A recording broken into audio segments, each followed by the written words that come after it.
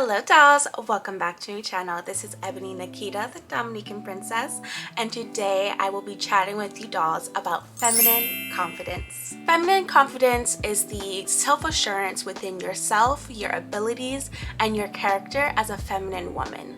The reason why I want to chat with you dolls about this topic is because a lack of confidence, insecurities, doubt can really arise during different parts of your life, and especially on your femininity journey. So I want to share my best advice with you dolls to help you overcome that. If you're new here, I do post every week on femininity, elegance, and homemaking. I would love to see you back here again. And I do have other videos talking about feminine confidence and also other tips for you on your femininity journey. So I will have a couple of blog posts and videos linked down below for you. All right dolls, without further ado, let's begin. Let's begin with the very first tip, dolls. You cannot have feminine confidence without knowing your self-worth. Now, I live in Atlanta, so it is flashy over here. It's so funny. My sister doesn't live in Atlanta. She actually lives like an hour or 2 hours out from here. We had like a fun shopping day. I was styling her, and she's happy with her purchases, so book me now.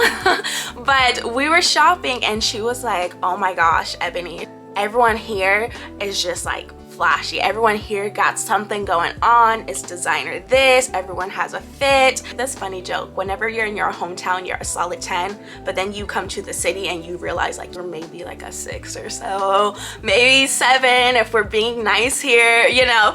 But that's how it can feel like whenever you're surrounded with people who are either flashing luxury items, or let's say they're really accomplished, that one person in your family, the one person at your job, in your social group, who's just always doing something, who seems like she has it all together. The fun thing about this is your self-worth does not change due to anyone else. You do not have to be the center of attention. You do not have to have the male gaze. You don't have to be the skinniest person in the room, the richest person in the room, the most feminine looking person in the room. But if you are in that room and you emulate your own feminine confidence, that is more than enough. Your self-worth isn't dependent on who's better than you or who you are comparing yourself to. It is not affected whether that person wants you or not. Your self-worth is there, it is stable, it is rock solid, and it's up to you to recognize it. Because you get to a certain point, there's a period to where I was feeling very insecure about myself, and I thought to myself, okay, how many more months am I going to continue to feel this way? How much longer am I going to feel my insecurities and let them eat me up? And you get to a certain point where you're like, hey, I'm going to live in the moment. I'm going to stop worrying about these things because I am me. I am beautiful on the outside and on the inside, and nothing else can change that. And you should really look at yourself with kinder eyes, and your achievements and accomplishments and any of your downfalls, look at it with gentle eyes, because you are still valuable, you are still worth it, and you should never settle for less than what you deserve. And actually, you should refuse anything but the best for yourself. That means your friendships, your relationships. Do not trick yourself into lowering your standards. Do not let anyone else trick you into lowering your standards. That means friendships, relationships, dating. It could be experiences, even your own mindset. Don't let your bad habits or your insecurities get in the way of your happiness, getting in the way of what you deserve. Never, ever forget your self-worth. That is the largest stone in building up your feminine confidence. And now we can lead on into the next tips.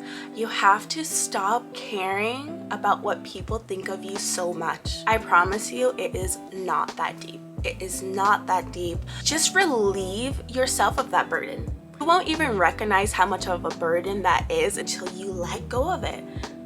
And you'll be so happy. Whether you're going out and you want to wear this super cute outfit, but you're afraid of people staring at you or thinking something badly about you, or let's say, we have discussed this here on my channel dolls, if you want to become a housewife, and I know that you really do get everyone's opinion whenever you choose to become one, or whatever the case may be, whether you want to switch careers, if you want to switch studying for something, or if you're dating a certain person. You want to listen to the people who care for you who want the best for you, but at the same time, you can't care about what every single person think, because at the end of the day, people will have their own opinions about you no matter what. Everyone will formulate an opinion about you. The only thing that you can do is put your best foot forward and represent yourself the best way that you can. You have to ignore those comments that people may say. Oh, you're trying to be feminine now? Why do you act so white? Because there's only one way to act black, right? Or you're too black for all that. You act too uppity. You come off a bit snobbish. Like, I don't know what it is about you. You don't know, right? So it's just you just being rude. That's it. Or you are just a little bit too girly, a little bit too juvenile, or too maturely. Like, dress more young, go out, do this, do that. Everyone will have an opinion about something, okay? So what's the point of trying to please everyone? Because their opinions will still be their opinions, and you shouldn't care so much about people's opinions who either don't want the best for you, they have their own insecurities, their own jealousies, or they really don't matter in your life. So it's like, why does it matter, right? Like, why does it really matter if you want to wear this gorgeous outfit here that makes you look like a cute princess, or if you want to wear this classic outfit here that people may say, oh, that's kind of like grandma-ish, or it doesn't matter, right? If you are growing and moving in a positive direction to where you're becoming more happy and you're still doing things that's overall positive for yourself, that's what's mainly important, because you have to live with yourself at the end of the day. So let go of that baggage, let go of that burden of people pleasing and trying to accomplish. It's fine, dear. It's fine, doll, okay? My next tip to you, dolls, when it comes to building up your feminine confidence is to uplift yourself.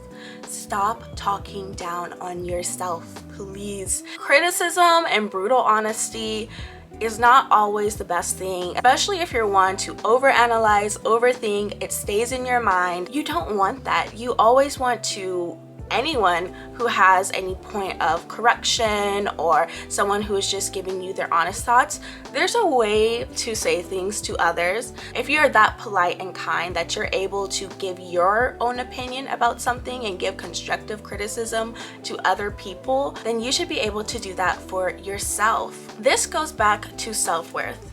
If you aren't as skilled in an area as someone, like let's say cooking, or if they have so many academic achievements, is your self-worth dependent on that? Is your self-worth dependent on whether or not you have an hourglass figure, or if you gained a little weight, or if you're too skinny? If you guys remember that scene from Mean Girls to where they're all looking into the mirror and she's like, oh my gosh, my forehead is too big, my hips are huge, or I have a weird hairline.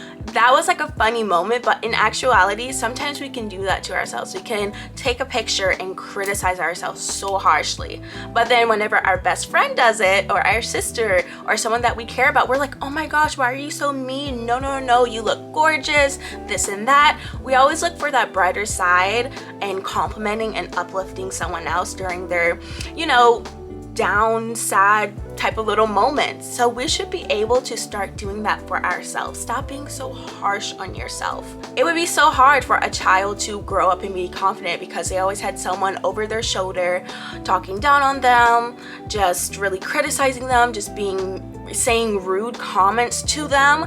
If we look at that as a society and say that's wrong, then you should be able to recognize that for yourself. You shouldn't be that person to yourself to where you're constantly putting pressure on yourself to be perfect or to look a certain way. This can turn into a snowball effect to where you start to get body dysmorphia, or if you start emulating all of your insecurities and it just becomes so apparent. And the thing is, when you do have feminine confidence, you walk a little bit differently, you speak differently. And I do have a video on how to speak confidently as a feminine woman and things not to do, so I will link that down below for you, dolls. Nothing wrong with saying, hey, I want to improve this part of myself, or you know what, I could have done this better, or I'm holding myself accountable. But to be so critical of yourself, that can be a very, you are creating the quote-unquote toxic environment for yourself.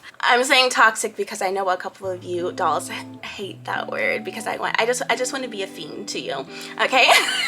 Now, I've noticed some people talk down on themselves because they want to seem a bit more relatable, a little bit more down to earth. They want to connect with someone, or they kind of make it into a joke. And you have to stop doing that too. Even if you are literally just joking, like, oh my gosh, I'm so horrible at cooking, or oh, I'm so bad at that. I used to have a friend, and this was back in high school, okay? And she is the sweetest, funniest person ever. And she had this habit of talking down on herself and criticizing herself, but in a joking manner. Like, oh my gosh, I look so fat, or oh my gosh, I'm like the ugly sister in the family, and joking about it. She did this so often, and immediately as her friends, we always wanted to be like, no, you are not. Don't ever say that. You are so beautiful, and kind of uplift her, you know, in that type of way.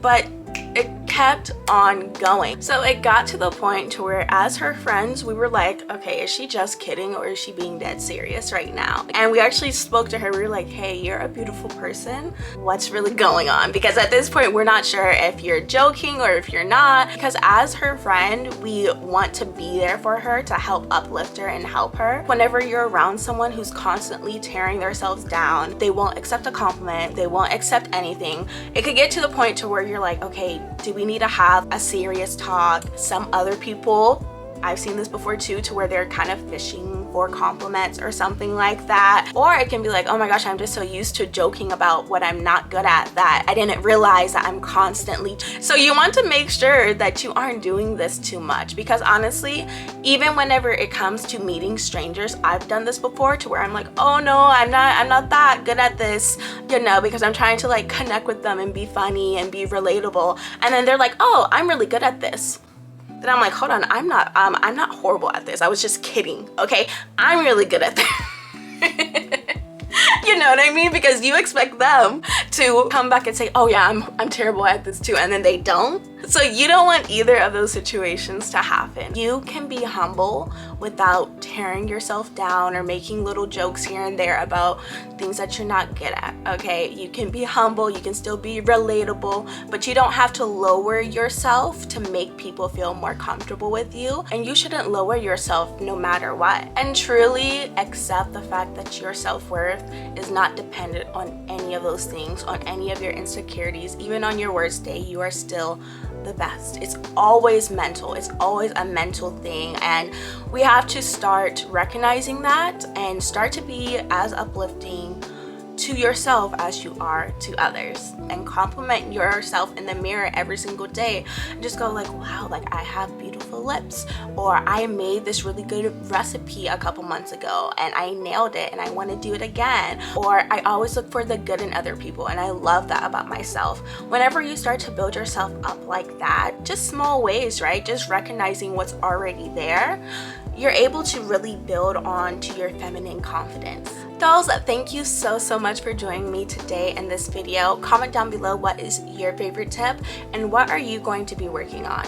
Let's set these little goals for ourselves to by the end of the year, we are going to be walking differently. We are going to be speaking differently. We are just going to be in a better place in our lives to where we are loving ourselves and we are improving ourselves and we are walking and emulating in feminine confidence. Dolls, don't forget to view my blog post down below and my other videos on confidence and really growing within your femininity. I will have them linked down below for you. And I want to thank you, dolls, so much for joining me, and thank you for all of your sweet comments. It means a lot to me. Dolls, comment down below and let me know what video you want to see next. And if you are new here, don't forget to subscribe, like this video, and let me know if you want more content like this, because I love to share it. Alright, dolls, thank you so much for joining me, and I'll see you in my next video. Bye, dolls.